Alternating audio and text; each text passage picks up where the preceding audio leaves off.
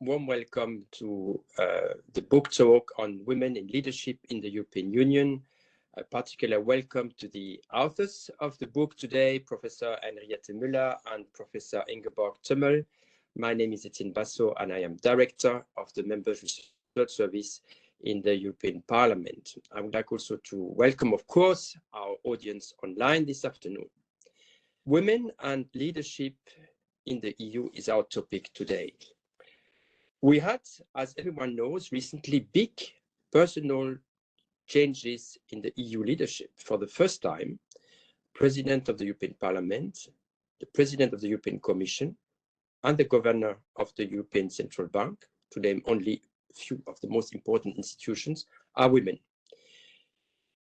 Also, if we look at the evolution of the presence of women in parliaments, and I refer to publication of the EPRS about participation of women in the parliament, we see that there is an increasing trend over time, where we are reaching now about 40% of participation of women in the European Parliament. So this is very important, but it shouldn't hide the fact that we have also still a long way to go. If we look at the presidents of the European Parliament, Simone Veil was elected in 1979. We had to wait 20 years for Nicole Fontaine to be elected in 1999, another 22 years until Roberta Metsola was elected also president of the European Parliament. So we see that there is still a long way to go. But beyond figure, and I think this is the important aspect of the discussion we are going to have today, is to look at what is the substantive difference in female and male leadership. And the book that is going to be presented today is very interesting because it gathers from academic perspective EU studies, leadership studies, and gender studies into a coherent analytical approach. So I'm very much looking forward to this discussion. I'd like also to refer to another publication of the EPRS that you find online. I have your paper copy, which is Women in Politics in the EU, State of Play, and it looks at the gender gap, why gender balance in politics matters, and so on and so on, and it also looks at various obstacles. So the conversation today between the two book authors will be chaired by Gabi Umbar. Gabi Umbar is a non-resident fellow at the EPRS. She's also a professor at the EUI in Florence. So we are very much in your hands for this conversation today, Gabi. And thank you again for taking the time. Thank you to the authors for being with us today, and over to you. Great. Thank you very much, Etienne, for the introduction, and a warm welcome to all of you. I'm very happy today, not only because we have the editors of the book with us, but we are entering a topic that is actually an everyday, all day, lebensweltlich, as Habermas would have said, reality of the biggest share of the European population. So just for the formal introduction of the speakers, please allow me to introduce the editors and our discussant, whom I very much thank that all of you could make it today. Henriette Müller is Assistant Professor of Gender Governance and Society at the New York University, Abu Dhabi, and has a strong focus on aspects of gender, governance, leadership, and a comparative focus on the European Union and the Arab Gulf countries. Ingeborg Tömmel is an emeritus professor of the University of Osnabrück, where she had a chair on international relations and EU politics, and the Jean Monnet chair. And her focus was very much on everything around the European Union, so political system implementation studies, but also very strongly focusing on leadership, political leadership. Both authors in their own research have focused and previously published on female leadership. And political leadership in general. Adding to our panel We are very much thankful for him to have joined, although it's a very special day for the Republic of Italy. Thank you very much, Michelangelo, for that. Is Michelangelo Vercesi, who's a researcher at the Portuguese Institute of International Relations at Universidade Nova de Lisboa. And his research focus is also very much focusing on leadership. He extends that to political parties and parliaments, political elites, leadership, and comparative governance. So to lay the ground a bit, I want to extend on what Etienne started to provide a bit of context through numbers, because what we are talking about today is not only a very interesting study in European integration studies, but it is a fundamental pattern of our societies. So the EU population 2022 was composed of 446.7 million people, roundabout. Out of those, 228.4 million people were female. So we have a share of 51.13% female population within the EU. Etienne, you already alluded to that. 3 out of the 7 EU institutions have female leaderships. If we count the European Economic and Social Committee and the Committee of Regions in, it's 4 to 5. So pretty good share, actually. Members of European Parliament, you said that, round about 40%. If we trigger down the multi-level system of the EU, the pattern becomes a bit less favored. So still good in terms of historical trajectory. But if we look, for example, into the national members of parliament, we are at around about 36.3%. National governments, presidents and prime ministers, 22.2%. Senior ministers, 32.8%. Regional executives, prime ministers and head of governments, 13.9%. Members of governance, 36%.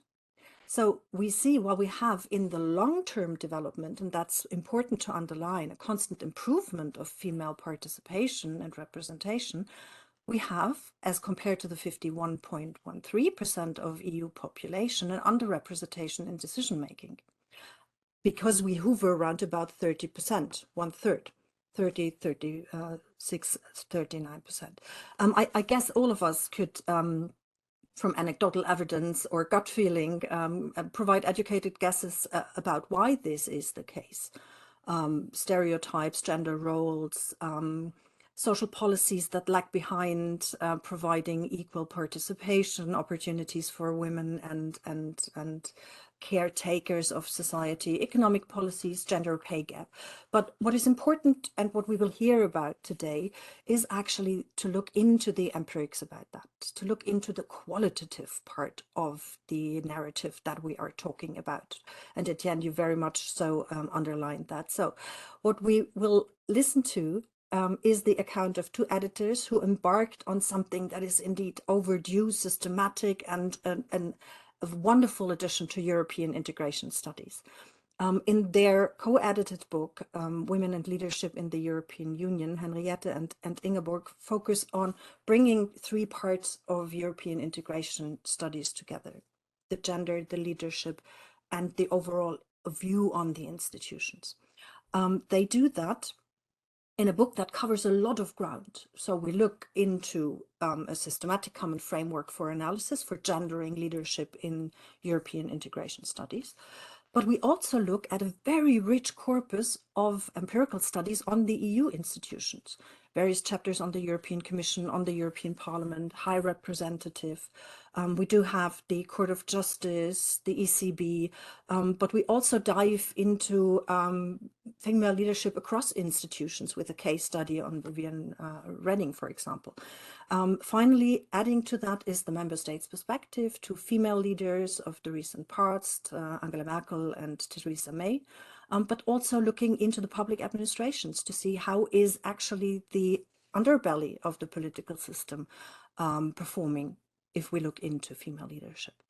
Henriette and Ingeborg, with that short introduction into the quantitative assessment, and into the hopefully qualitative and not so bad results, I hand over to you for your initial presentation to make us understand why you felt it was time to edit this book and what the book contributes to the discussion of European studies. Thank you very much.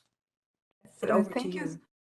Thank you so much, Gabi. Thank you so much, Etienne, for this wonderful and kind introduction. It is really an honor and a pleasure for Ingeborg and me to be here today. So we are very excited about this book talk, about the presentation, and in particular the discussion afterwards also with the audience. And we would also very much like to thank Michelangelo Vecchesi for having agreed to discuss our book. So thank you so much. Let me share my screen, I would suggest. So we have prepared a couple of slides that we would like to share with the audience as well.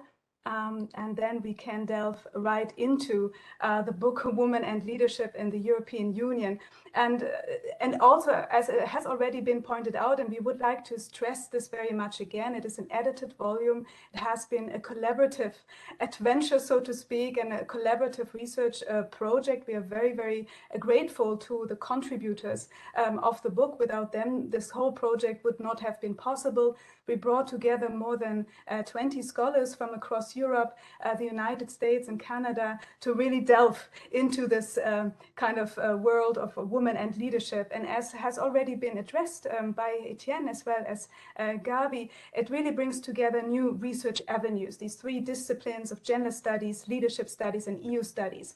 And so far, there has always been a lot of research, of course, on the intersection of gender studies and EU studies, as well as EU studies and leadership studies. But to bring them together, this is kind of the novel approach in a sense, but at the same time also an invitation for new research. It's like, we consider it as a starting point, so to speak. And it meant for each contributor also to move a little bit out of the comfort zone, so to speak, to explore something new. Yeah, so also as a background of how this project came about. So in this book, we aim to answer three main research questions. So what have been the specific opportunities and challenges for women in accessing top-level positions in the EU? How do women exercise leadership and with what impact? And to what extent, if any, do women practice different leadership styles than men or from men? And as was pointed out before, of course, we move across all the different institutions. So we want to cover all the main EU institutions. We want to bring all the different scholars together. So we needed to develop, of course, a conceptual framework, an umbrella that would make this actually possible. And so this is our conceptual framework, where we have on the one hand a distinction between positional leadership and behavioral leadership, and on the other a distinction of different EU offices. So with regard to positional leadership, we are concerned with the underrepresentation of women, where we look in particular into the hurdles and constraints on their pathways to leadership, so the ascendance to leadership, such as institutional structural constraints to access leadership positions, such as gender-based stereotypes or the allocation of portfolios, high prestigious portfolios perhaps versus low prestigious portfolios.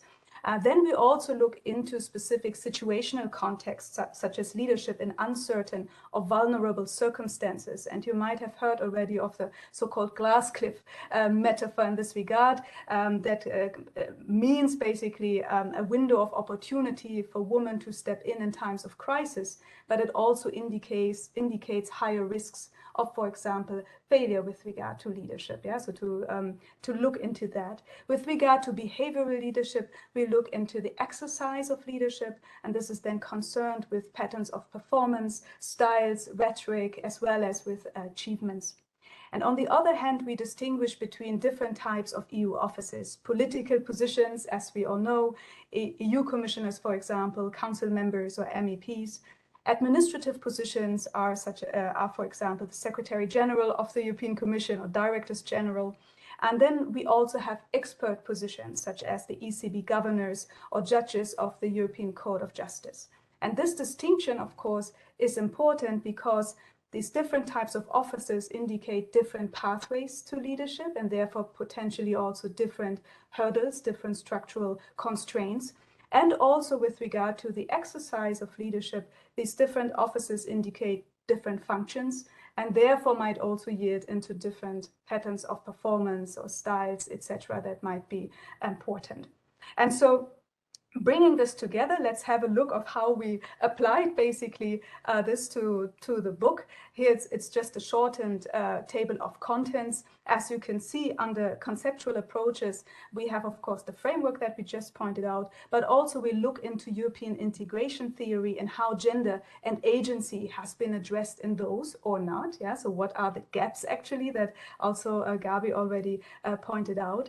And then also with regard to accessing positional leadership in EU institutions, we have here in-depth chapters that look into the EU Commission as well as the European Parliament. From there, we move on to political leadership and how it's exercised, as was pointed out before with regard to Viviane Reding, but also the high representatives of the European Union, as well as female vice presidents of the European Commission, and also delving deeply actually into the European Parliament and different types of offices and what this means in terms of ascendance and exercise of leadership. We also turn around the perspective and look at national leaders in European arenas, here with regard to Angela Merkel and Theresa May.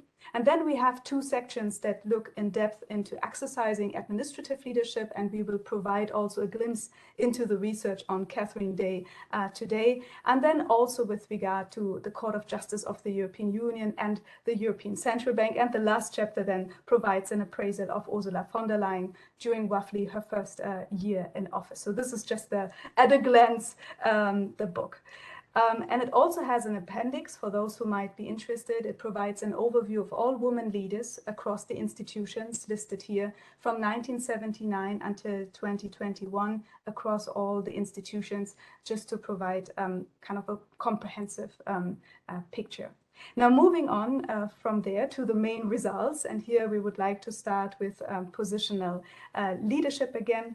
And I just wanted to share this graph with you, and it builds off of what already Gabi Umbach pointed out with regard to the increase of women leaders across EU institutions.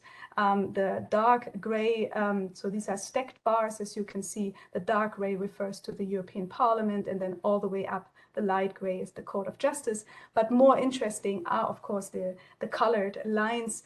And they show, as was pointed out before, this general trend of improvement. But at the same time, if we zoom in, of course, we see more of a staccato development, always also with setbacks, as well as also huge variations across the EU institutions. And this is also, it's only a small graph that points out only the increase of women leaders. It doesn't look into the male counterparts for the sake of time, basically. But nonetheless, what we can see from this graph is that the ascendance into leadership positions for women has been laid and at different paces across EU institutions, usually with the European Parliament being more on the front line with regard of higher representation of female MEPs. But when we look into the leadership positions, also for the European Parliament, presidents, vice presidents, or committee chairs, we also see continued underrepresentation or a divergence between so-called feminine and masculine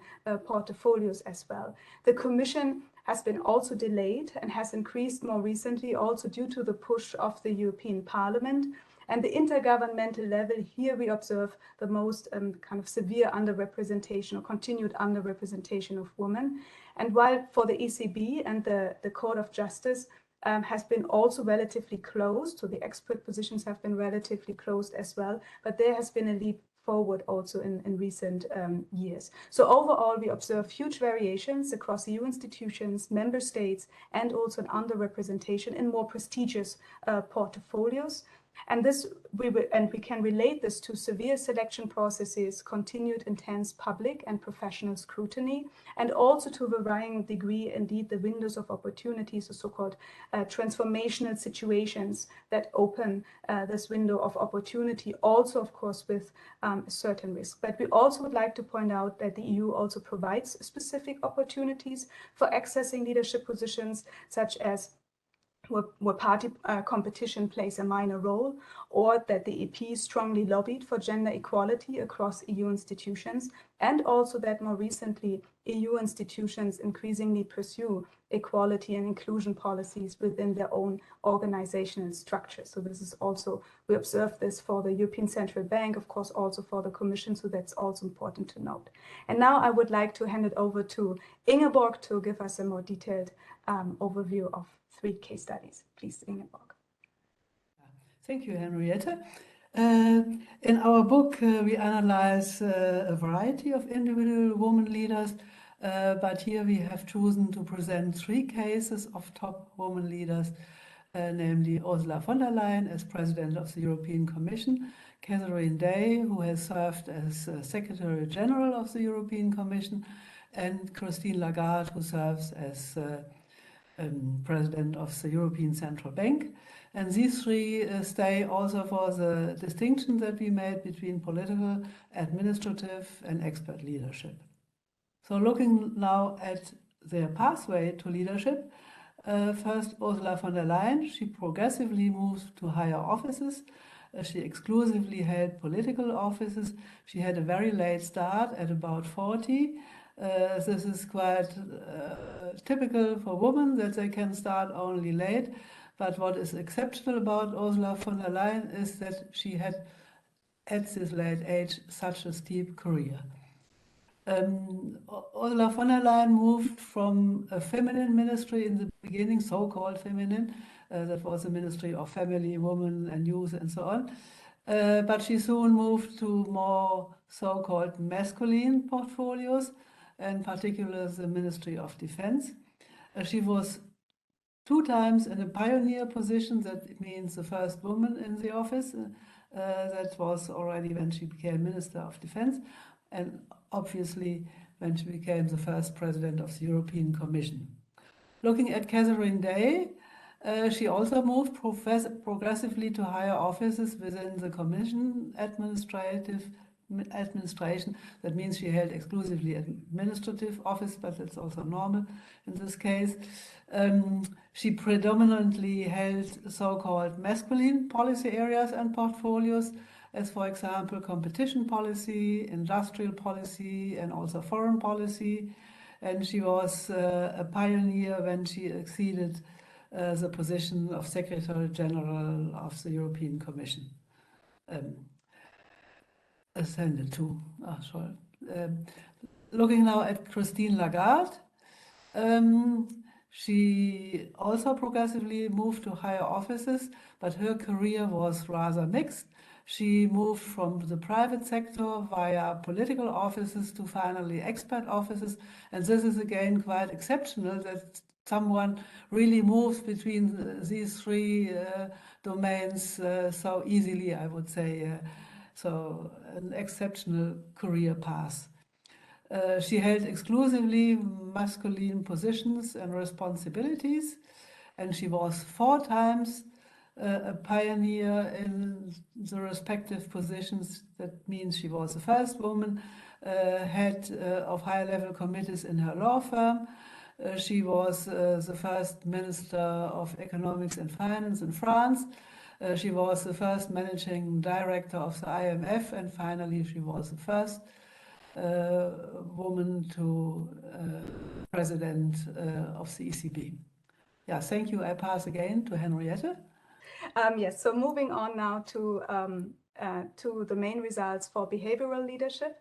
And here I would like to kick it off basically with a comparison of female vice presidents of the European Commission. Yeah, here, and this is taken from chapter 7 that I've co-authored together with Pamela Pansardi from the University of Pavia. And here we look into 6 female vice presidents of the European Commission, and we analyze their speeches and compare them to all the male counterparts, so male commissioners, male vice presidents, and the presidents up until 2019, analyzing their rhetorical skillfulness at the example of charismatic rhetoric. And this is based on sociolinguistic research scholars such as Judith Baxter found that women tend to engage more than men in complex forms of impression management due to a double bind to preempt negative evaluation. And we were curious to what extent this also applies to the European Commission, to the EU institutions, and here at the example of the female vice presidents. And what we were able to find is indeed that female VPs and commissioners show the highest level of charismatic speech making, so the highest level of rhetorical skillfulness, providing both authoritativeness and relatability with regard to catering to the audience as well as providing vision. And men and women use both socially constructed feminine and masculine norms of public speech making, so moving across the binary or the dichotomy basically, but women tend to make a stronger use of the variance of speech patterns, so tending to cater more strongly to different audiences. And we relate this back to the severe constraints that they have been experiencing on their path to leadership. And so those who make it to the very top tend to be also highly skilled or highly prolific leaders. Here studied really only at the example of rhetorical skillfulness. So this is a glimpse into this chapter, and I would like now to hand it over again to Ingeborg. Thank you very much. Yes, thanks, Henriette. We turn now to behavioral leadership, and with that to our 3 cases, which we earlier presented, looking at their careers. So we'll now examine the behavioral leadership, that is the performance in the respective offices that they held. First, we have to look what functions do they have in these offices.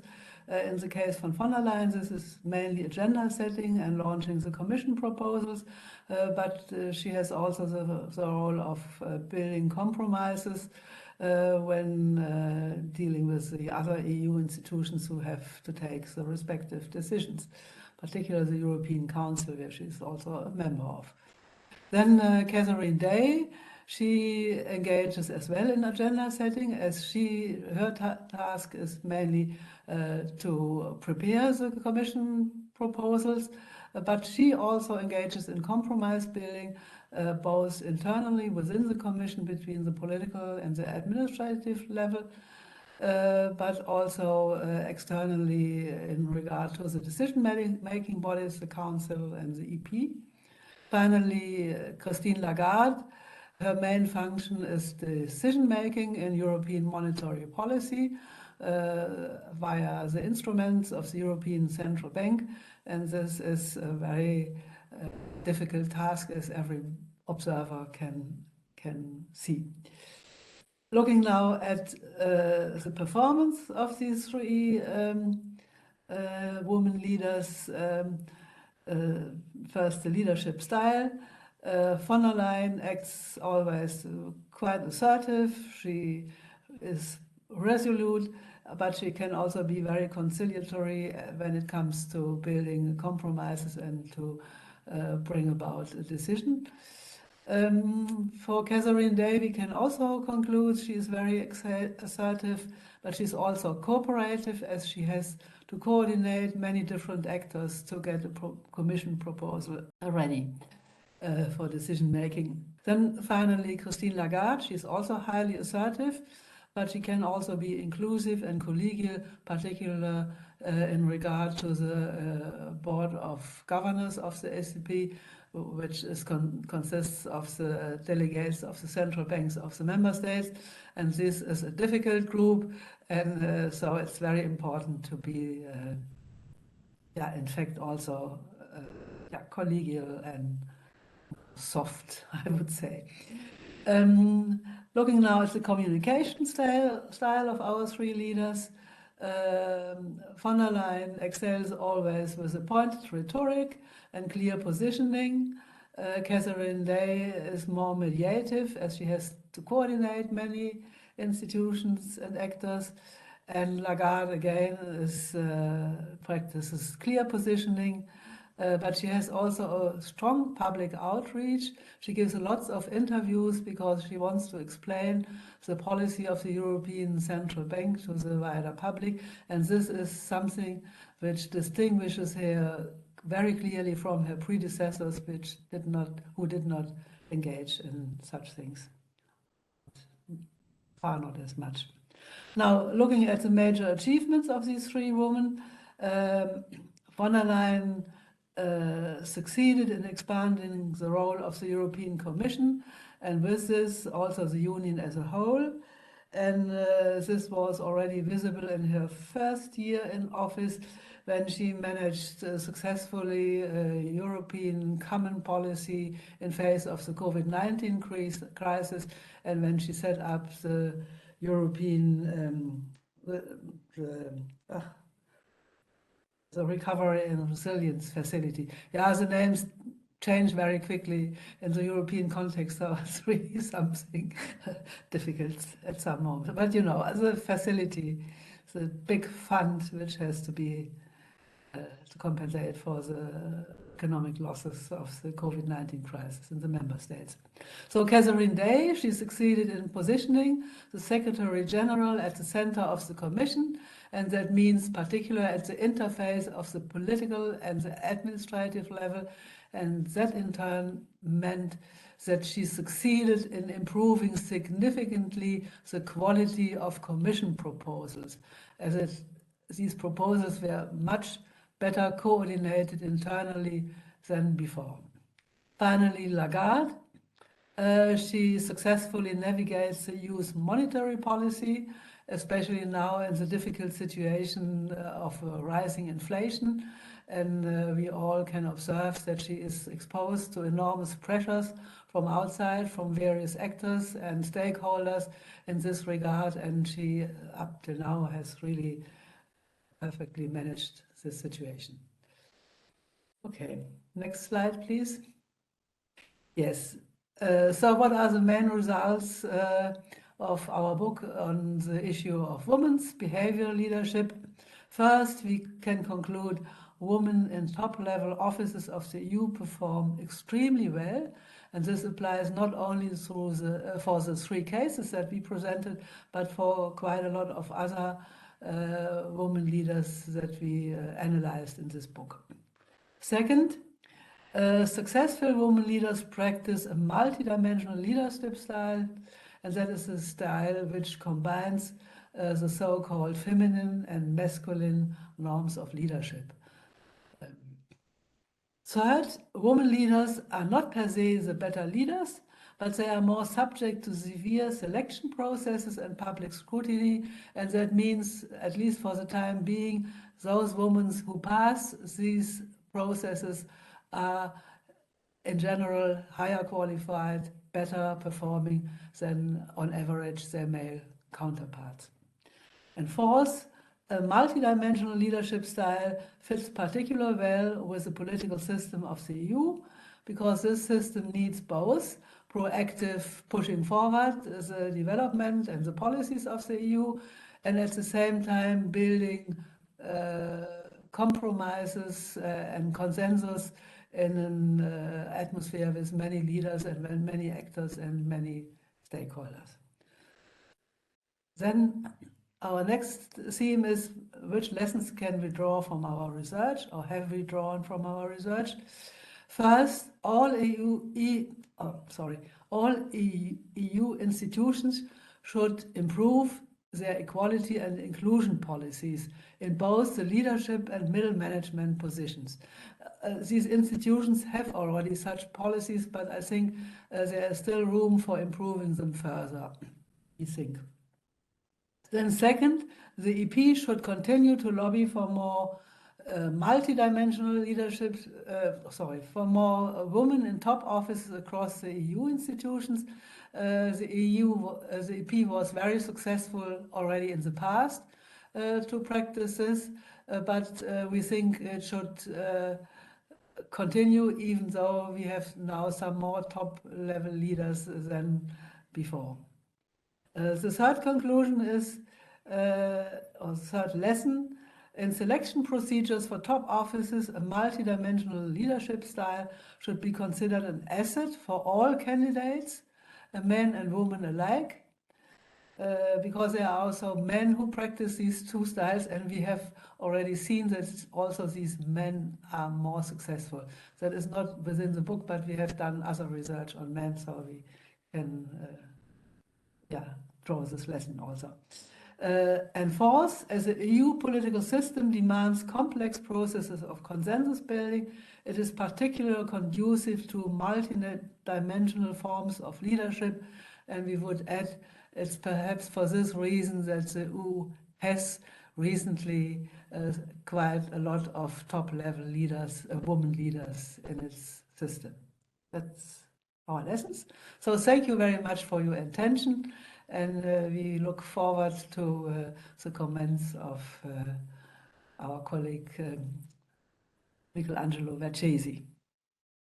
Great, thank you very much. Thanks to the two editors for giving us a parcours through your analysis, not from the start, from the overall framework of analysis towards the main results. One short notice, Wolfram Kaiser already makes good use of that. Please enter in the chat your questions that we will come back to later so that we can pick them up again. Henriette and Ingeborg, that was a very, very interesting first glimpse at leadership and office, leadership and gender, that in the end come up not in a dichotomy of that's female, that's male, that's better, that's not better, although you go into the feminine and masculine types of portfolios and paths, but to understand, oh, there's something coming up here. We are a multi-level system that requires some sort of multidimensionality in leadership. So either or is not really adequate to the system. Michelangelo, if I may, how does that resonate with your studies on political leadership and political elites and the entire field of European integration studies that the book actually really starts shaking? Over to you. Okay, yeah, so thank you very much. Thank you very much for the clear presentation to Henriette Ingeborg, and in general, let me thank you, first of all, the organizers of this event. It's a pleasure for me to be here and to discuss this, I would say, great book. I really enjoy the book. So congratulations for the book to the editors and the contributors. And also thank you very much to Professor Gabi Umbach for the kind invitation, and to Anne-Cécile Charlier for the organizational support. So I have only a few minutes. You have already presented the main premises and conceptual framework and results of the book. So I will not elaborate on these aspects, but I would rather focus on what, at least in my view, in my opinion, are the main strengths in the context of the existing literature of the book. So I would try to read the book against the literature. And I would I would try to stress where I would like to see advancements for the research. I'm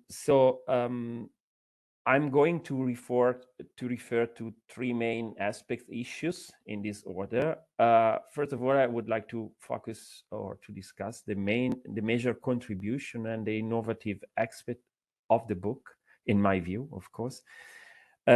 Secondly, I want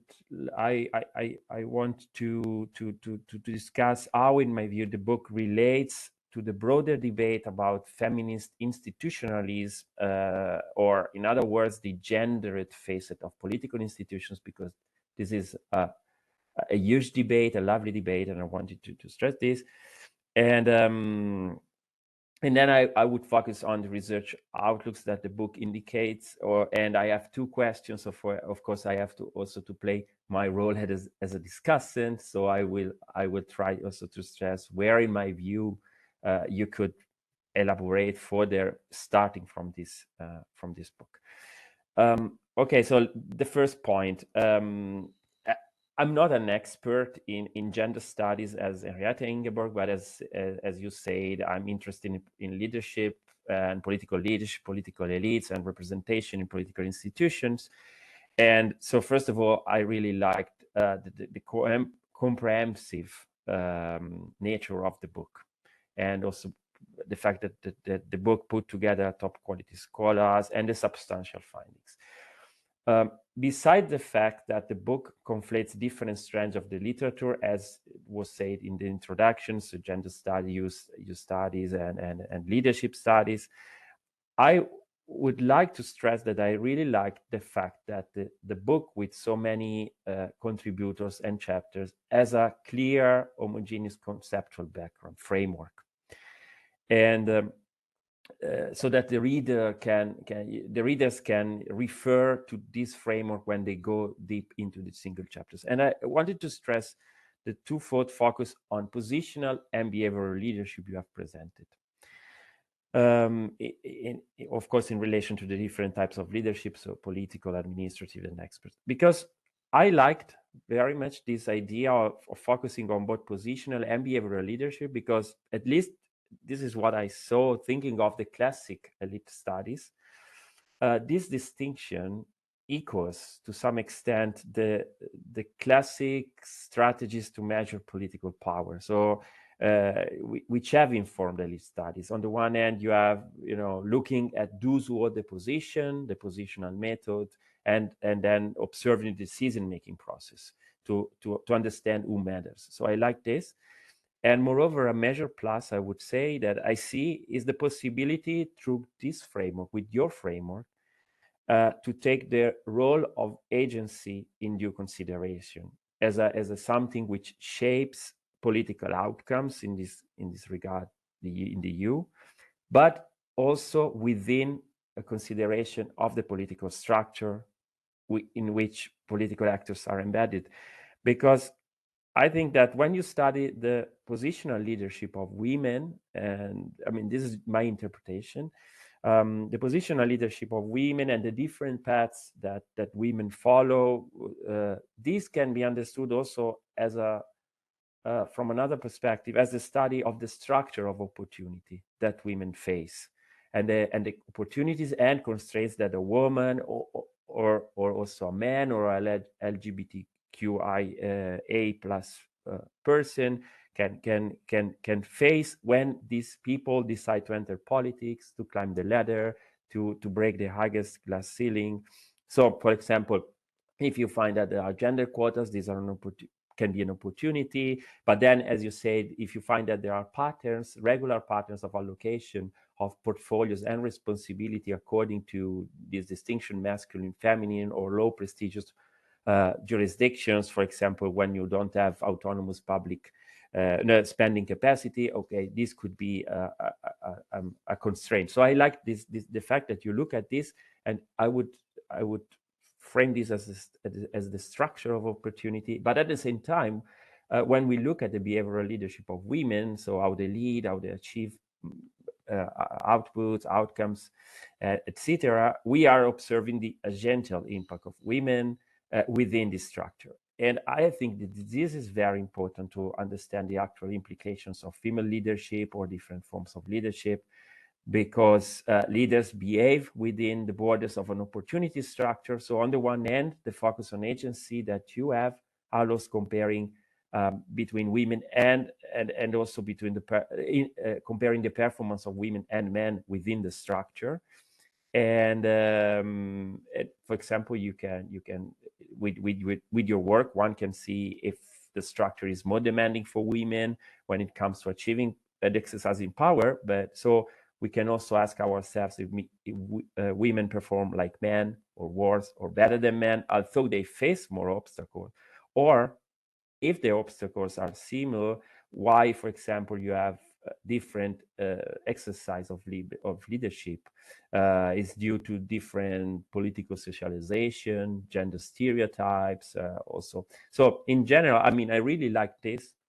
And this is just, I mean, not even a suggestion, so just an idea I wanted to put on the table, that you could also frame this distinction as a distinction between structure and agency, and the relationship between agency and structure. And you could also, add a discussion about intersectionality, so within the same structure, to see why there are differences. And this leads to my second point, which concerns how the book is placed within the theoretical and I would say also epistemological debate about the gendered nature of political institutions. You know, but just in a nutshell, the thesis is that institutions, both formal institutions like a parliament, a party, or informal, for example, regular expectations about appropriate behaviors or career paths, would implicitly create a different structure of opportunity for people of different genders. So this is the thesis of the gender institution. And in this specific case, of course, women would face more obstacles in their pathway to power, for example, due to the structure of gender relationships in the society. And in my view, I mean, it seems to me that this idea is really corroborated by your findings. From a more general viewpoint, you stress, and I think this is important, that women are not better in themselves, so there's no gender, better gender, but rather that they tend to follow alternative yet successful political strategies and behaviors. And this could be an important indicator that if institutions are gendered, people of different genders adapt in diverse ways, in different ways, following their most rational strategy as defined by the context. So to make it short, if we care about having gender neutral institutions, especially democratic institutions, what should we do to make institutions less gendered? This is a research question, rather. I mean, I don't expect you to answer, but a question for the future, maybe. And here comes my final point, the third point, the implications for the study, of your study for the future, both in scholarly and in practical terms. I have two questions specifically for you as editors. The first one, I mean, the premise of the first one is, okay, against the background of feminist studies and the debate on gender institutions I was referring to, and based on what you have discovered working on the book together with the other contributors, do you think that EU institutions can be fruitfully understood from a scholarly point of view as gender institutions, are gender institutions? And if so, I would like to hear your opinion about where you could move on in the study of this topic based on your results. You have stressed the contribution you provided to the literature, but now what for the research paths do you see that your book opens in light of the literature and your findings? What would you think that it's worth studying? Where do you feel that the literature is insufficient? So, I mean, to summarize the research agenda that you see as fruitful from your book, research outlooks. And secondly, I would say that the basic assumption based on the evidence that also you provide in your introduction and through the book is that there are of course interinstitutional differences, but women have been and still are underrepresented. We have seen this today, and this is of course a major concern of scholars who study the topics that you address in your book, but also is a major concern for many stakeholders and policymakers, the underrepresentation of women. But at the same time, we are all observing that the number of women in leadership position is increasing. You provide evidence for that, although it's still below the ideal benchmarks that we usually agree on. So how do you expect that your conclusions that you have in the book may change in light of the increasing number of women in leading positions, and what are the perspectives in this sense? So in other words, I would say, what could your findings tell us about what we can expect in the near future in terms of democratic representation and inclusion in the EU? So you expect that there is some contagion, and also maybe men who were used to have another style of leadership will adapt. There will be a mixed, as you say, multidimensional style of leadership. So perspectives in this sense. So thank you very much again, and looking forward to discussing. Great, thank you very much, Michelangelo. I've actually already taken 5 points out of your comment on top of the chat that is getting longer and longer. So first of all, back for initial reactions, Henriette and Ingeborg, to you immediately to what Michelangelo just outlined, and then we will go over to the Q&A. First of all, many thanks, Michelangelo, for all these very, very good points. And I think there are so many points, it's very difficult to react to all of them, particularly those which are for future research. But I think that is a very a push for us to continue to do studies on this issue. I think this is very, very, very important. Yeah, I think I pick something out of your many comments. You emphasized first the structure of opportunities for women. I think this is really very, very important. Maybe we touched this well in the empirical analysis and also in our final conclusions. We still think that the European Union is a political system that is structured a little bit more favorable for women leaders to ascend to these positions, but we have not researched this in extremely good detail. And I think there are also differences between the EU institutions if you look at the opportunity structures, and I think we may conclude that they are the most difficult in the case of the European Council and the Council, so that means the institutions which are staffed by the member states. But we see also a slightly difficult situation in the European Parliament. We found that where political parties are responsible for selection processes, it's a little bit harder for women to pass, whereas if you look at von der Leyen and also Christine Lagarde, but even Catherine Day, they were selected by superiors in the von der Leyen and Lagarde by the European Council. And in fact, I think after the behind the scenes, it were mostly President Macron and Chancellor Angela Merkel who proposed at least the selection to the European Council.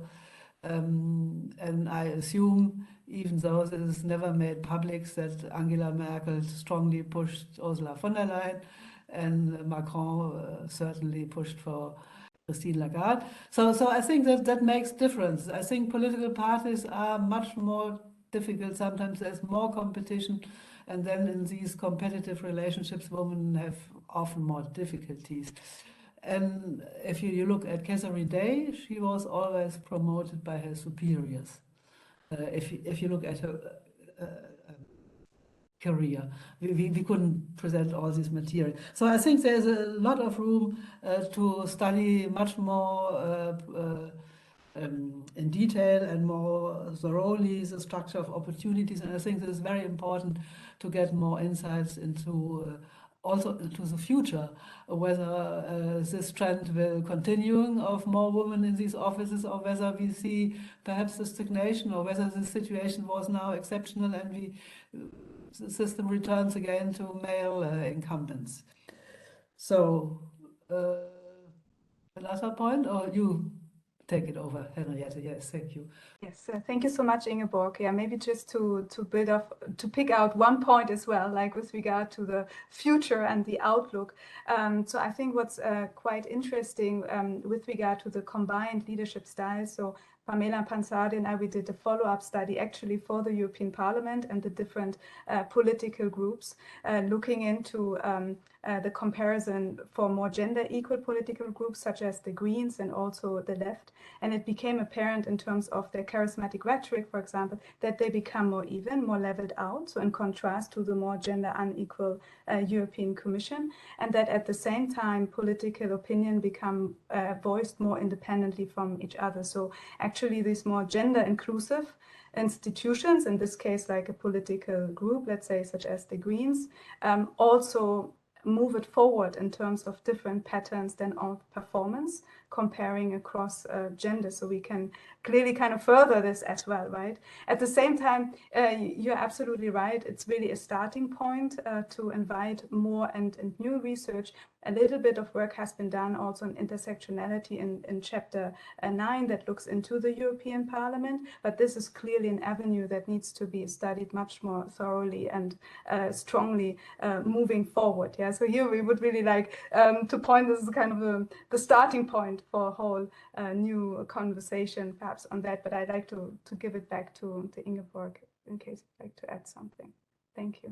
Something on the multidimensional leadership style. I think this multidimensional leadership style is not an invention of women. But again, women are much more scrutinized. If they behave typically like a woman, caring, conciliatory, they don't get to leadership positions. If they do the opposite, and we have a case in the book that was Vivian Reding, she was very much pushing things through and very assertive and less conciliatory. She got a lot of opposition. She got a lot of opposition. She also was not elected when she was a candidate for becoming vice president of the EP. So I think, or we think, that was a little bit, or the author, Michelle Cheney, has elaborated that was a little bit a consequence of her too assertive leadership style for a woman. Men, certainly for a one-sided leadership style, have nothing to fear. But if men practice both these leadership styles, and that is not feminine or masculine, but is assertive and conciliatory, then they are more successful. That is what we found already in some of our studies on men. So I think again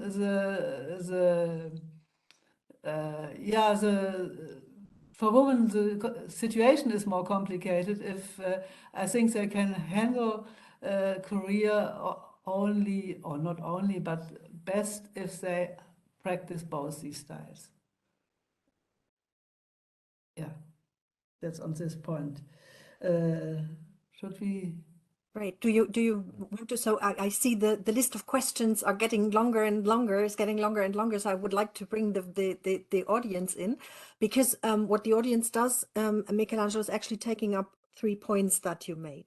So you talked about also the question of structure and agency, intersectionality, which is important to look into, the question of gender neutral institutions, how to ? And obviously then male adaptation in terms of democratic representation and inclusion of different groups. And I saw down the chat, down the line, Thomas has linked his questions to that, but please let me start from the very beginning. And Wolfram, while you talked about the path to, Wolfram Kaiser, while you talked about the path to leadership positions, formulated 2 questions that I bring together with Magdalena Zapala's question that follows up. So Wolfram asks, how have you considered socialization, so early socialization and cultural, socioeconomic resources as a factor that can influence women's career paths? So especially with the view on von der Leyen, while she was rather mature already, rather, but in the midst of her professional life, actually she grew up in Brussels. She grew up with a father who was a commission official before he became prime minister in the German land of Lower Saxonia. Also with the type of the economic quintile that she inhabits, seems to have enough socioeconomic resources for supporting her with the childcare of 7 children that she mothered. So if we just look at gender and miss out these socialization and social background, do we get the entire story? This is one part of his question. So the relevance of embedding context socialization for female career paths. Second question is linked to the communication styles. How did you define and measure leadership and communication styles? Discourse analysis, psychological analysis, external perception, interviews, so on the method, how you went about analyzing. And linked to that a bit is Magdalena's question. Do you see any particular differences in female leadership in Europe and the US? So both in terms of style and in terms of how women get to power. I would actually give that back to you before I summarize the next questions. I start with socialization and you with the methods, Henriette. Is this okay?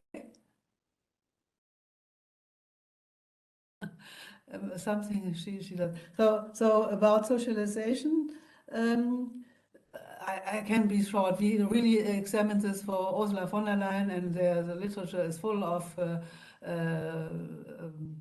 saying something over how she was socialized. I think she was very young when she was in Brussels. I think that made her only very firm in foreign languages. But it's clear that because of the political offices of her father, that she was familiar with political life. And I think the socialization plays always a certain role, but it's never the entire story. So it's always also what an individual makes out of it, whether she or he is, or in this case, she is ambitious, whether she wants to do something, whether she wants to enter politics.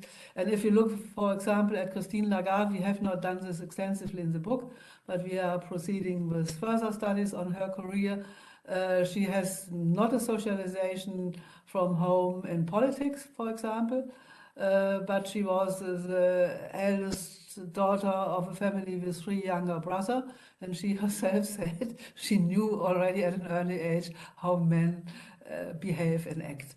And I think that was a very good characterizing how socialization. So I think socialization are many individual paths, and very different paths can lead to a leadership position of women, but they are never the entire story.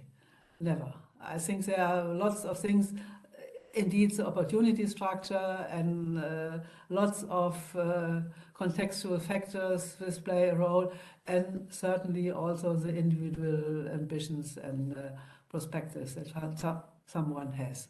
So Henriette, you want methods?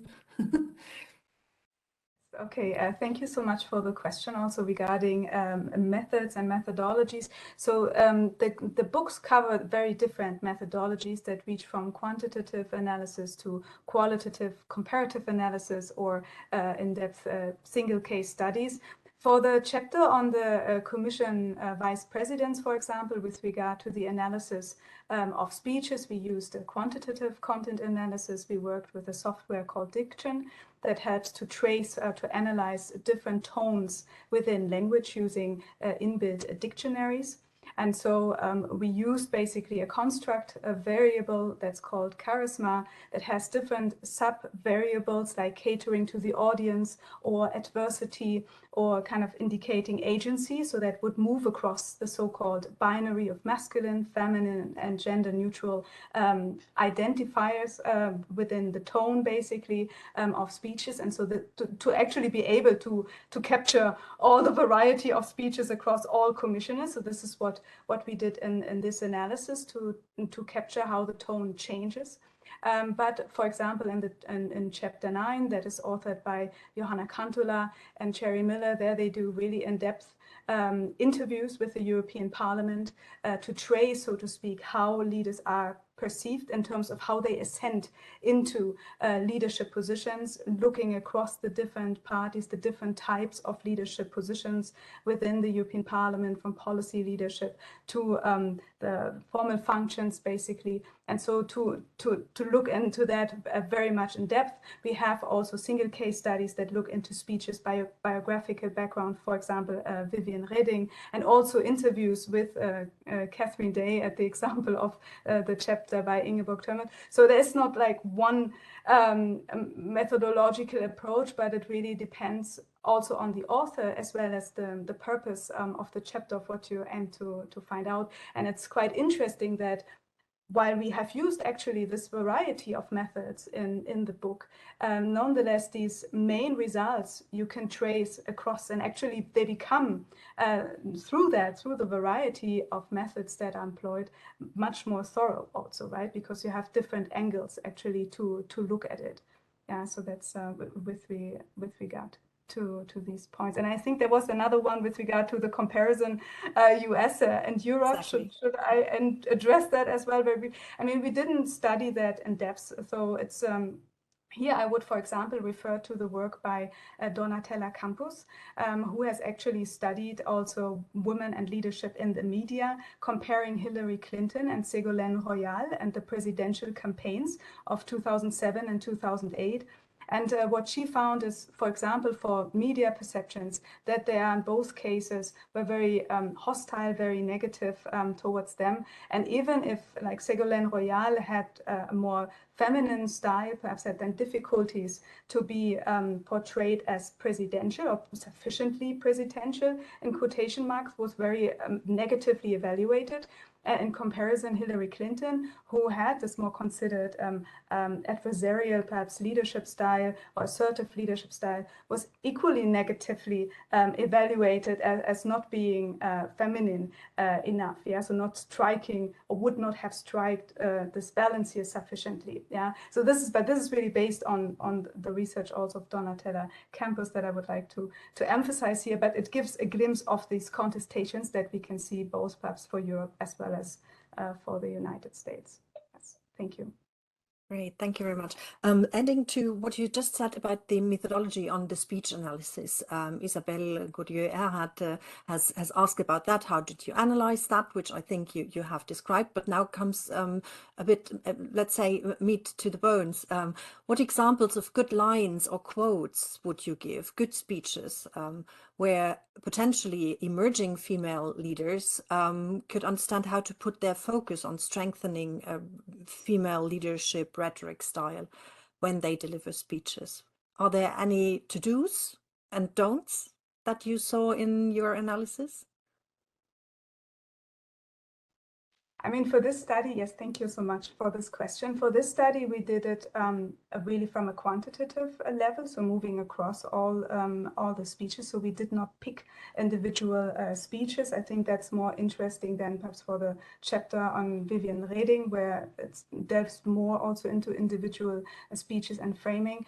But for our analysis, what we found is this striking a balance across, so to speak, being assertive, on the one hand, setting your agenda very strongly. We see this also, this pointed rhetoric and the example of Ursula von der Leyen, but sometimes it's then also a little bit over the top in a sense. So there are also then contestations surrounding it. We saw this, for example, with the labeling or with regard to the Migration Pact, for example. Yeah, so this is sometimes not without contestation, but more generally, the clear communication style that brings together a clear vision on the one hand, but also addresses the audience and caters, so it's conciliatory, embracing the audience.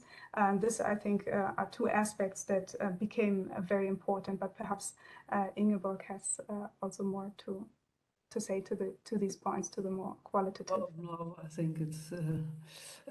I think there is no recipe on how a woman should communicate, and I think communication is something very individual. And I think Ursula von der Leyen has a specific style, and Christine Lagarde a completely different style, but also a specific style. And I can only rehearse. I think the combination of being open to the public, conciliatory, and at the same time pose clear positions and explain clearly what you are doing is very well appreciated by the public. In the beginning, there was much criticism on both these office holders, as we remember, and everybody was convinced that they didn't know what to do and that they couldn't communicate, nothing. But now, the same, by the way, also with Annalena Baerbock as foreign minister. And now, since these women are longer in office, these critical voices are much less to be heard. And I think it's also a question, the more women are being in these offices, the more people adapt to the style and they find it not so strange. So Hillary Clinton was the first one who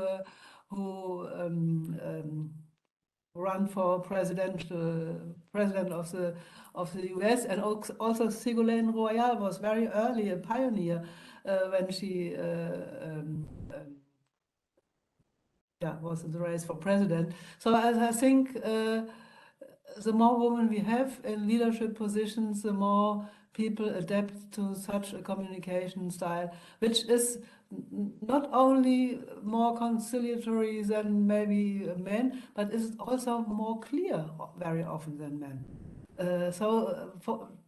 Takes the speech which von der Leyen held now in the situation before she went to China.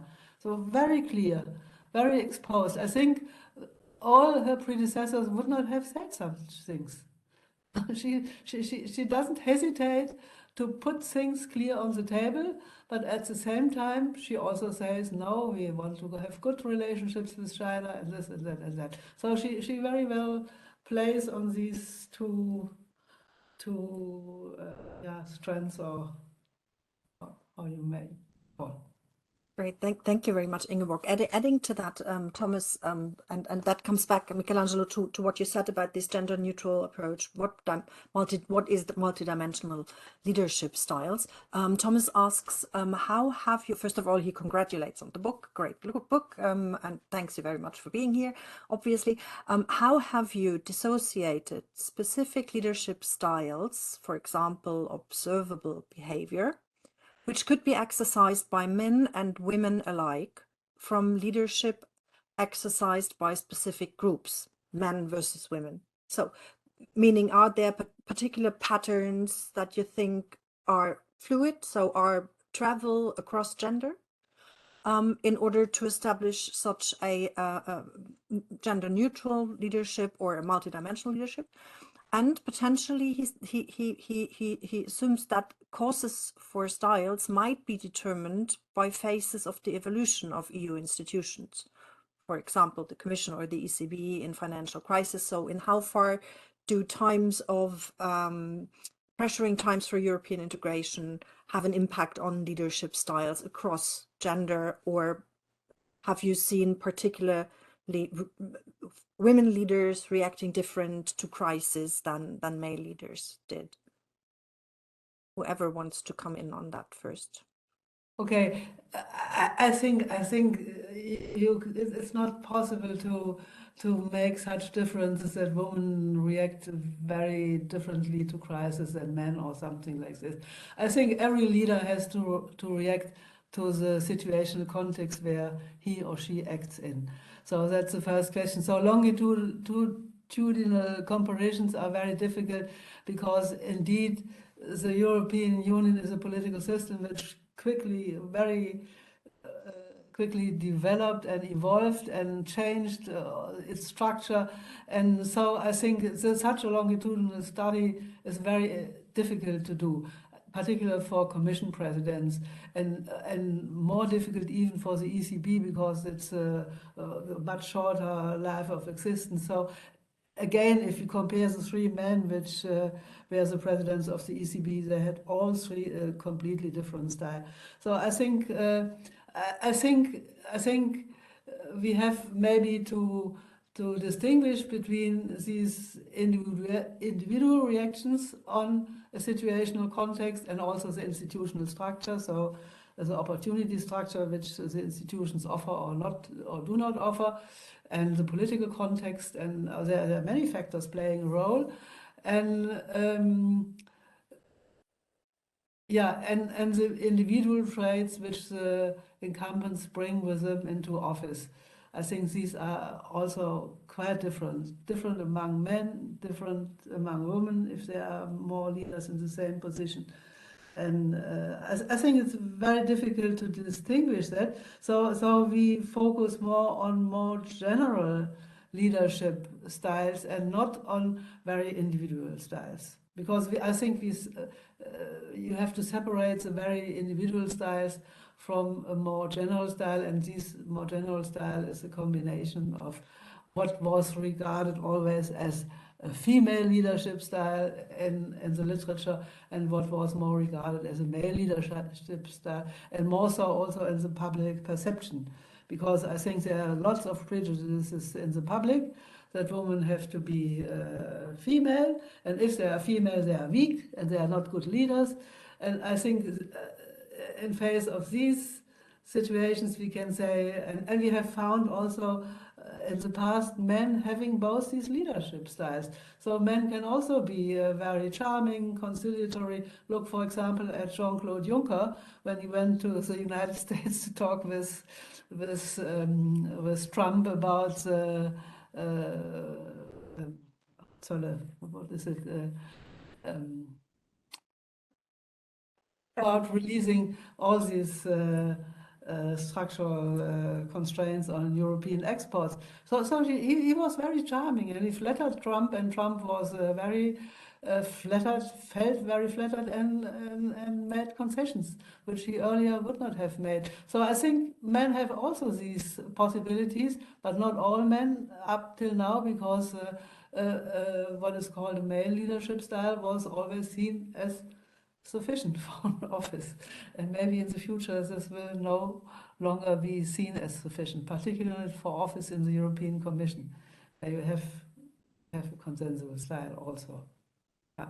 I don't know whether I really answered the question very well, but maybe just a very small additional note to what Ingeborg has already pointed out, like with regard to the study on the vice presidents of the European Commission. When we zoom in to the 6 women leaders, basically, on the individual level, their charismatic rhetoric is very strongly different.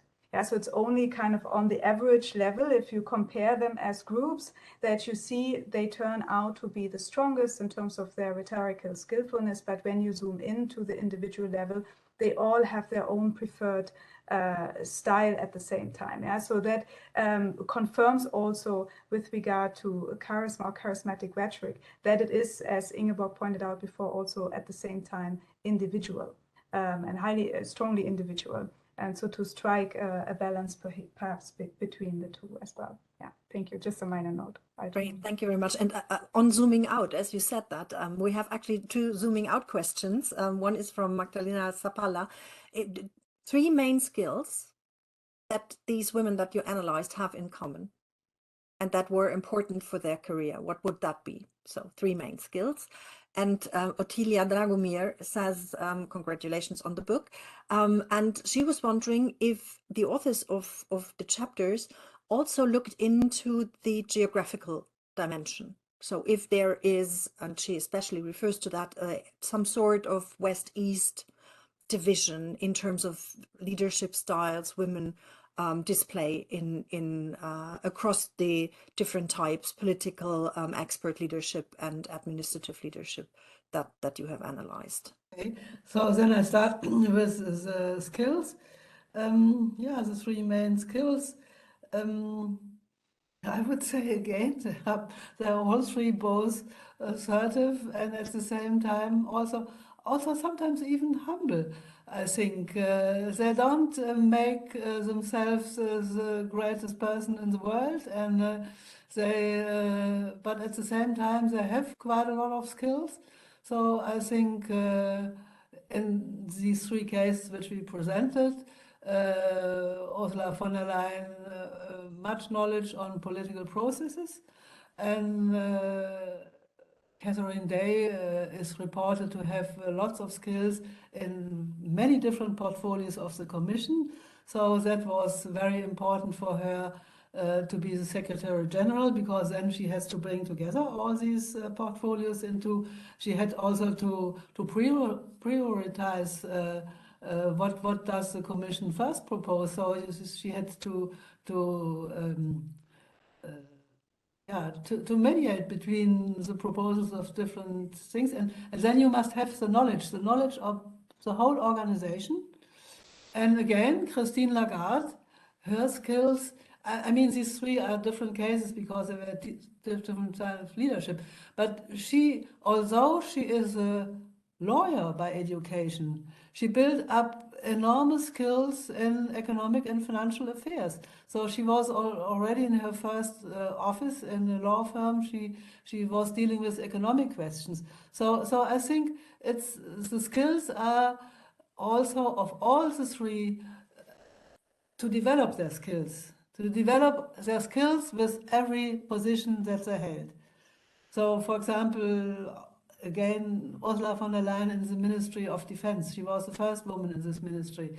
And that is a ministry which is really male, because we have very few soldiers in the army in Germany, few women aspiring for jobs there. So you are really completely in a male environment, and you have to do with many issues which are more often the interest of men. But she performed quite well, contrary to what is said about her role there. And she was nominated for a second term, which no one of her predecessors was ever nominated for a second term in the Ministry of Defense in Germany.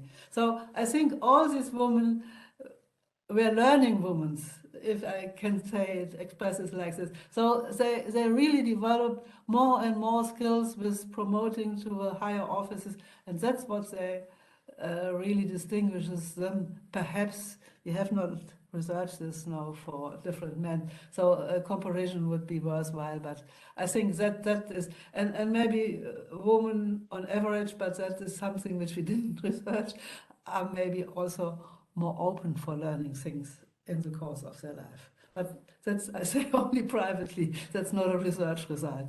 Yeah, I mean, we didn't study that, or we didn't look into East-West or North-South divides specifically. But I think if we look across the women leaders, in terms of whether it's the comparative study on the vice presidents of the European Commission, where we also have Kristalina Georgieva, right, Loyola Di Palacio, Margot Wallström, Vivian Reding, Nelly Cruz. So we see actually already that perhaps these challenges and contestations that we observe in terms of ascendance and then also later on performance seem to move across as well, this, so to speak, geographical boundaries or regional groupings, let's say. But it's clearly something that needs to be studied more in depth. For the study here, we saw that they were all in this rank performing higher than the other individual groups that we studied. Yeah, but it's certainly, like, coming back also to Michelangelo's point, it's something for future research actually to build off on and to study more in depth. Yeah, so thank you very much for the point. Yeah, thanks a lot. We have one question left that I leave for later, because I actually also wanted to come back to Michelangelo. Michelangelo, if you, so with what we've heard and what you've read obviously in the book and what we've heard so far, how does that resonate with your own studies on political leadership? Do you see major differences in female leadership styles and paths, or do you think that there are more the attributes rather than gendered, but attributes that are stronger in female leaders than in male leaders, as we said, assertion or types of collegial style? How does that resonate with your research? Yes, thank you for the question. I mean, this is a very interesting question. Leadership studies for years have been used to be, of course, without a gender focus, also because women were not part of the leadership. I mean, I'm referring basically to chief executives, because I study chief executives. So I mean, the first one we know in Europe was Margaret Thatcher in the EU, and then so for long there was not that much of presence of women. So for long they have not been interested in that. At one point, there was a new interest in studying women, but rather than on the leadership, the focus was on how they achieve power, because it was clear that there was some kind of harder path to power. And nowadays, I mean, I would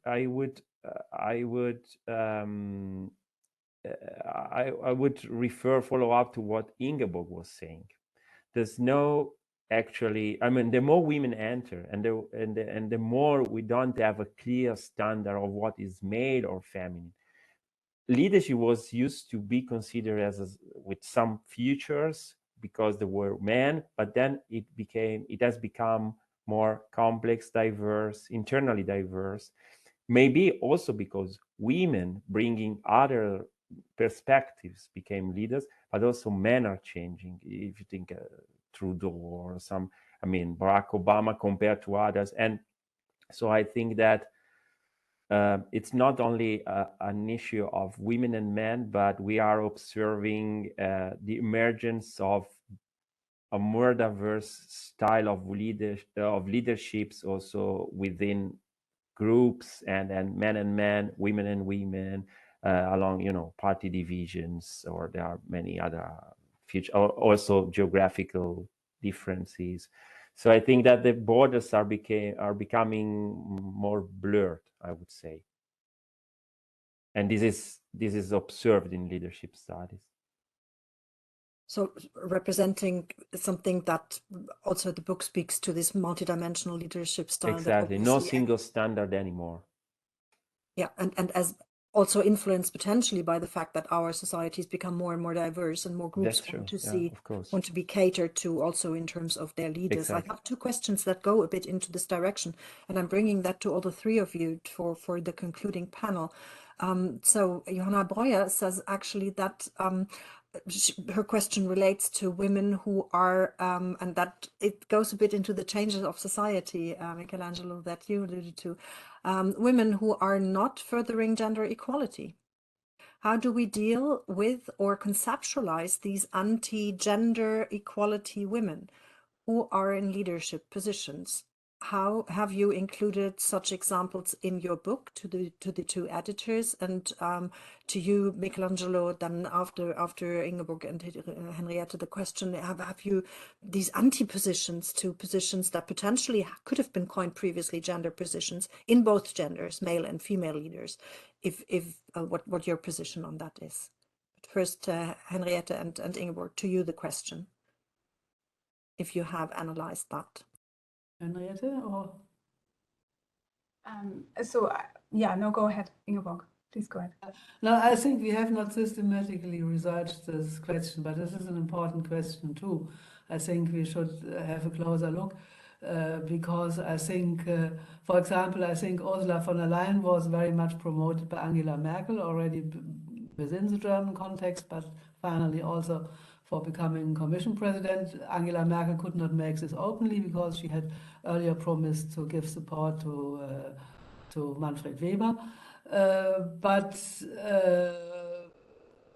For example, Christine Lagarde said in an interview she was never helped by women in her career, but she doesn't criticize this. So I think there are quite a lot of patterns, and indeed women very often have to face that other women hamper them, or women in leadership positions do not promote women. But those three which we presented, we had first even this in our table, but we thought it is too long. Ursula von der Leyen promotes women in leadership positions. She tries to, or she was very hard in asking to the member states to send female commissioners, more than her predecessors, even though Juncker also did this already. But she also had already in Germany, but also at the European level, she favors policies which improve the position of women. Catherine Day is naturally, she was in another position, but I heard in the interviews of her female collaborators that she was the best superior they ever had for them. And she also tried to promote more women in higher offices in the European Commission. And Christine Lagarde is explicit. She calls herself a feminist, and she says a woman should have many more positions in leadership positions because they are the better leaders. She is quite explicit, and she doesn't shy away from expressing this, because if women express this openly, they get also a lot of anti-ressentiments. But Christine Lagarde at that moment is already beyond the stage, so she can permit herself to be so openly. Whereas Angela Merkel was never openly promoting women, but behind the scenes she did so, because she also wanted to have, for example, Kramp-Karrenbauer as her successor. But when Kramp-Karrenbauer failed to unite all these different factions in the Christian Democratic Party, Merkel was silent. She didn't support her anymore. So I think there are quite a lot of differences there, and I think it would be highly interesting to do a research on this issue in more detail, but we haven't done it in more detail. We just can say, draw some preliminary conclusions from what we did. Yeah, maybe just to I know we're out of time, very briefly to build off on that. I mean, I'm not sure whether the question actually moves more toward, for example, far-right women leaders such as Marine Le Pen. And so we didn't study her in particular. I mean, this is also a very contested question, right? Is it a matter of women's empowerment to have women actually in these far-right parties where misogyny is very high? I mean, in the study on the European Parliament that Pamela Pansari and I did, we found that she was very strongly charismatic, actually, because perhaps also of the very strongly contested environment that she's in, both in terms of representation as well as also of misogyny, basically outspoken anti-women policies that she supports herself. And more generally, when we look at the women that we studied, and also as Ingeborg already pointed out, there's also a generational change. Yeah? So in the past decades, perhaps for women leaders in top positions to be very open about promoting other women's or women policies or equality policies was more perhaps contested as well. That might have been also a reason why Angela Merkel navigated that very differently. And so now we observe also a different performance perhaps with regard to more recent case study or generational change. It might be something in terms of context of time to consider as well, but I want to keep it short, so I stop here. Thank you. Thank you. Yeah. Michelangelo. Yes. Okay, so I have only a few minutes to. Well, We actually have one last question that we will take, so please. Okay. I would not assume, I mean, that of course, I mean, we already, I think, agree that women and men are not monolithic groups. So, of course, there are women with different views about the role of women in the society. Some are more gender equal oriented and others not. And the main same, I mean, you can have a man who is a feminist, and you can have a woman who advocates the traditional division of roles. So, I mean, of course, there's no women and men about that. And also, if I remember correctly, there's a study of 2015 by Diane O'Brien and colleagues about women promoting or not other women. And they found actually that some women promoted less than men other women, because since the opportunity structure is so difficult for women, when you don't want another challenger, something like this. And actually, I am working together with Pamela Pansardi on an article comparing cabinets in Europe led by women to see differences in promotion and allocation of portfolios, to understand which factors beyond, of course, personal attitudes can explain variations. But sorry, so I would really pay attention in thinking the effect of women in terms of substantive representation, so in terms of policy, because this really depends on also the ideological orientation. But it is important, I would say, of course, for the descriptive representation, because you have a woman, so the representation increases. But in terms of symbolic representation, I mean, because it is an indicator that whatever your idea, the classic traditional divide between public male responsibilities and female private responsibility is no longer there. So you can have Giorgia Meloni in Italy, you can have Sanna Marin in Finland, but in both and the differences are huge in terms of their approach in terms of gender equality. But they indicate that you can get it. I mean, in terms of symbolic representation, I think that this is the most important thing.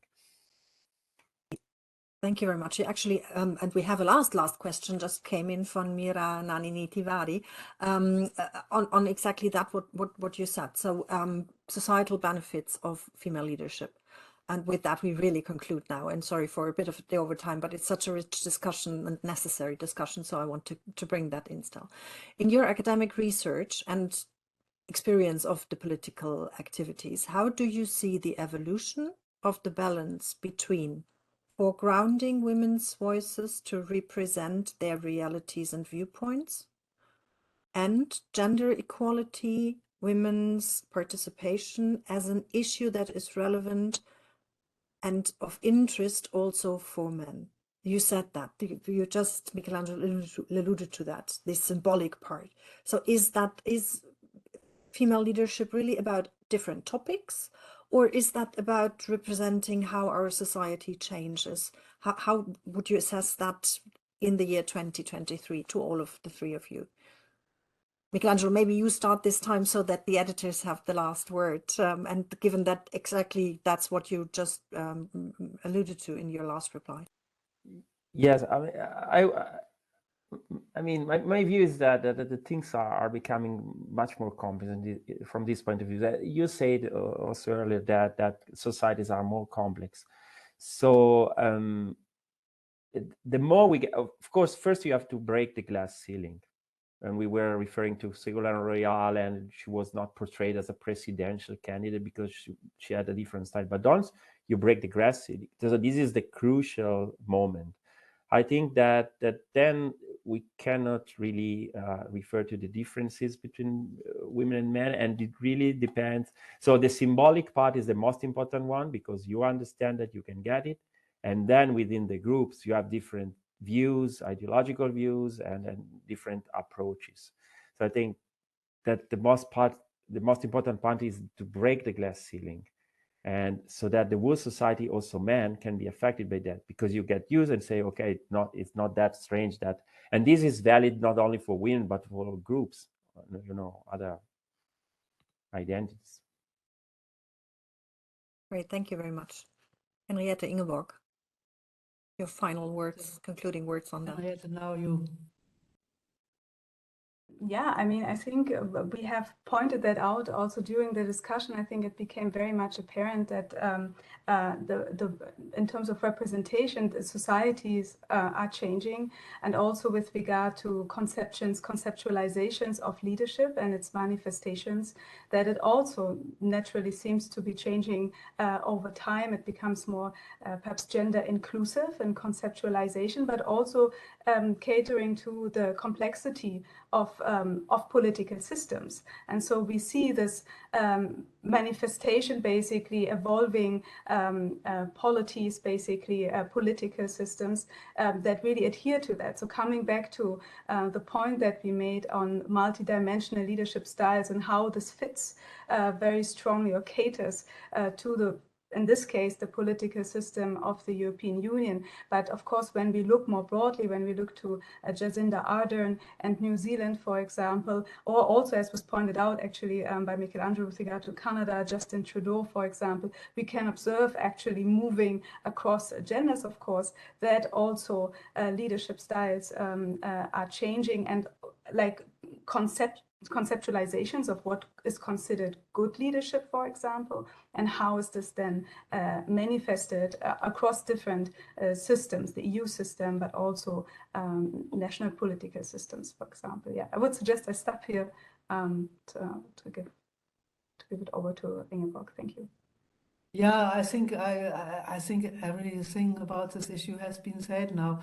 I don't want to add anything, but yeah, I think things are changing, and things will change more quickly when more women access leadership positions. But I think what Henriette emphasized already, and also Michelangelo, I think things are also very much changing for men. And it depends naturally also on electorates. I think what perhaps the most extreme case, for example, Trump is presenting himself as a very strong traditional leader, that very well pleases certain strata in a society which are perhaps also a little bit more backward looking. But I think in Western democracies, I think more multidimensional leadership style will win in the longer run for both women and men. And I think men are also reorientating their style. I think that's quite clear. Look, for example, at Robert Habeck in our... He was circling my mind too all the time. Yeah, exactly. So I think this is precisely the type who embraces also the so-called feminine traits and the masculine traits. So he knows what he wants to do, and he promotes things, but she explains also quite a lot, and she looks whether the public is really following him or not. Yeah, great. Thank you very much, Ingeborg. Thank you for this assessment. And to all the two editors, Henriette and Ingeborg, thank you very much for presenting the book. Michelangelo, thank you very much for your comment and additional input into this discussion of leadership. And as the main takeaway, maybe to understand that obviously this gendered perspective is still important, to conceptualize patterns, but to understand that this is not to fortify or petrify any type of dichotomy, but to understand how we can then come to a multidimensional perspective of leadership that represents our societies in their diversity as we have reached them. And therefore, I can only invite everyone to take a look into the book, because it's really interesting. The annexes alone with the lists of female leadership is a resource that you have difficulties in regenerating in a week, I can tell you. So in terms of the resource and the work that went into that, congratulations again, and thank you very much. I have the pleasure to point at an event tomorrow, 50 years of EU enlargement, same time, same place. And led by Wolfram Kaiser this time, and to stay tuned for our next book talks. And again, a warm thank you to the editors and the discussant. Thank you very much, and see you soon again. Thanks a lot.